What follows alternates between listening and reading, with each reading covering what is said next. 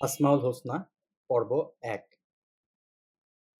আল্লাহ দৈনিক যে ব্যক্তি ১০০০ বার করে পড়বে ইনশাআল্লাহ তার অন্তর থেকে সকল সংকোচ দূর হবে।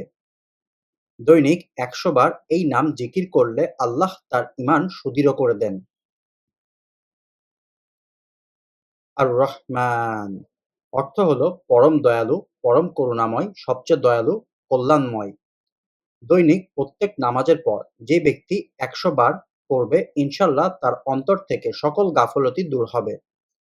ফজরের সুন্নত ও ফরজের মধ্যে যে সময়টি থাকে সেই সময়টিতে কোনো জটিল রোগের শিয়ারে দাঁড়ায় এই নামটির সাথে ইয়া আল্লাহ নামটি যোগ করে ১২১ বার পাঠ করলে আল্লাহর রহমতে রোগী আরোগ্য লাভ করবে ইনশাআল্লাহ। আসমাউল হোসনা পর্ব ১ আল্লাহ দৈনিক যে ব্যক্তি ১০০০ বার করে পড়বে